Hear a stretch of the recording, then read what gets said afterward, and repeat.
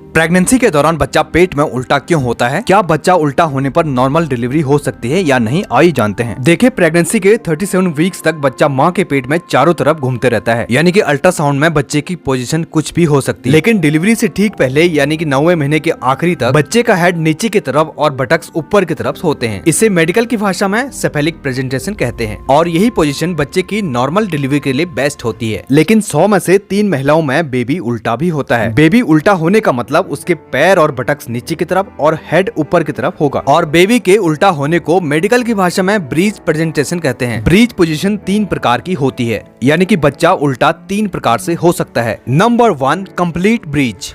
इसमें बच्चे का हेड ऊपर की तरफ और बटक्स नीचे की तरफ होते हैं और साथ ही बच्चे के पांव आलती पालती की स्थिति में होते हैं। कंप्लीट ब्रीच में बच्चे की नॉर्मल डिलीवरी कराना काफी मुश्किल होता है। दूसरा है फ्रैंक ब्रीच। इसमें भी बच्चे का हेड ऊपर और बटक्स नीचे की तरफ होता है, लेकिन बच्चे के पैर ऊपर की तरफ यानी कि उसके चेहरे के पास होते हैं। इस कंडीशन में डॉक्टर नॉर्मल डिलीवरी के लिए ट्राई कर सकते हैं। नंबर 3 है फुटलिंग ब्रीच। इस कंडीशन में भी बेबी का हेड ऊपर की तरफ और बटक्स नीचे की तरफ होते हैं, लेकिन बेबी का कोई एक पैर नीचे की तरफ लटका होता है। तो ऐसे कंडीशन में भी अगर डॉक्टर्स नॉर्मल डिलीवरी के लिए ट्राई करते हैं तो यह बेबी के लिए काफी ज्यादा रिस्की होता है। तो आइए दोस्तों, आप जानते हैं कि बच्चे के उल्टा होने के कौन कौन से कारण होते हैं। आखिर बच्चा पेट में उल्टा क्यों होता है? तो इसमें है, यदि पहला बेबी ब्रीच था यानी कि उल्टा था, तो दूसरे बेबी के भी उल्टा होने के काफी ज्यादा चांसेस होते हैं। दूसरा है बच्चेदानी का आकार। कई महिलाओं में जो बच्चादानी होती है यानी कि यूट्रस होता है, वह नीचे से कम वाइड होता है, कम चौड़ा होता है, जिस कारण से डिलीवरी से ठीक पहले बेबी का हेड नीचे पेल्विस में फिक्स नहीं हो पाता है। थर्ड है बच्चेदानी में रसौली या गांठ। अगर बच्चेदानी के अंदर रसौली, गांठ या सिस्ट है, जिस कारण से भी बच्चे का जो हेड है नीचे फिक्स नहीं हो पाता है और बेबी ब्रीच पोजीशन में होता है।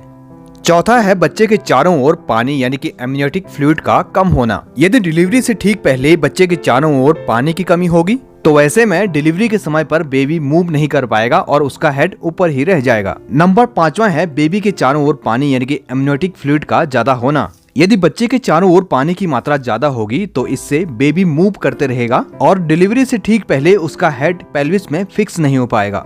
नंबर 6 है प्लेसेंटा प्रीविया। प्लेसेंटा प्रीविया वो कंडीशन होती है जिसमें प्लेसेंटा बच्चेदानी के मुंह के पास में होती है, तो ऐसी कंडीशन में भी बेबी के ब्रीच होने के चांसेस होते हैं। नंबर 7 है ट्विंस प्रेगनेंसी। जब ट्विन प्रेगनेंसी होती है यानी कि गर्भ में 2 बच्चे होते हैं, तो ऐसे में दोनों बच्चों का सिर नीचे की तरफ होना पॉसिबल नहीं होता है। इसमें एक बच्चा उल्टा यानी कि ब्रीच हो सकता है और दूसरा बेबी सीधा हो सकता है यानी कि सेफेलिक हो सकता है। नंबर 8 है समय से पहले लेबर पेन आ जाना। यदि 34 से 35 हफ्तों के आसपास ही डिलीवरी पेन हो जाता है यानी कि लेबर पेन हो जाता है, तो इस टाइम पर भी बेबी का हेड नीचे फिक्स नहीं हुआ रहता है, जिस कारण से भी बेबी उल्टा हो सकता है। आइए दोस्तों, अब बात करते हैं, क्या उल्टा बेबी को पेट के अंदर बाहर से ही सीधा किया जा सकता है? जी हाँ दोस्तों, उल्टे बेबी को ECV यानी कि एक्सटर्नल सेफेलिक वर्जन की मदद से बेबी की पोजीशन को चेंज किया जाता है। इस प्रोसीजर में एक्सपर्ट डॉक्टर्स महिला के पेट के बाहर से प्रेशर देकर और कुछ आवश्यक मेडिसिन देकर बच्चे की पोजीशन को चेंज करने की कोशिश करते हैं, लेकिन इसके लिए कई सारी कंडीशंस जिम्मेदार होती हैं। आपको इस प्रोसीजर को घर गांव में किसी अनट्रेन्ड व्यक्ति से नहीं कराना चाहिए, इससे जच्चा और बच्चा दोनों को नुकसान हो सकता है। आइए दोस्तों, अब जानते हैं कि यदि आपका बेबी उल्टा है तो डॉक्टर्स आपको क्या सलाह देंगे। देखिए, यदि आपका बच्चा उल्टा है और आपकी पहली प्रेगनेंसी है यानी कि पहला बच्चा है, तो ऐसे में डॉक्टर्स आपको नॉर्मल डिलीवरी के लिए मना कर देंगे, आपको सिजेरियन सेक्शन के लिए कहेंगे और आपको इस बात से सहमत भी हो जाना चाहिए, क्योंकि पहली प्रेगनेंसी के समय पर जो बच्चेदानी का मुंह होता है वो ज्यादा नहीं खुला रहता है, जिस कारण से बच्चे को उल्टा डिलीवर करने में रिस्क हो सकता है, बच्चे का हेड भी फंस सकता है। यदि आपकी दूसरी या तीसरी प्रेगनेंसी है तो ऐसे में डॉक्टर्स एक बार नॉर्मल डिलीवरी के लिए ट्राई कर सकते हैं और आपको बता सकते हैं। नॉर्मल डिलीवरी करने के लिए बच्चे का वजन काफी कम या काफी ज्यादा नहीं होना चाहिए। बेबी की फुटलिंग ब्रीच की पोजीशन नहीं होनी चाहिए, यानी कि जिसमें बेबी उल्टा हो और उसका पाँव नीचे लटका हो, और अन्य सारे पैरामीटर्स भी पूरे होने चाहिए, तभी डॉक्टर्स नॉर्मल डिलीवरी के लिए ट्राई करेंगे।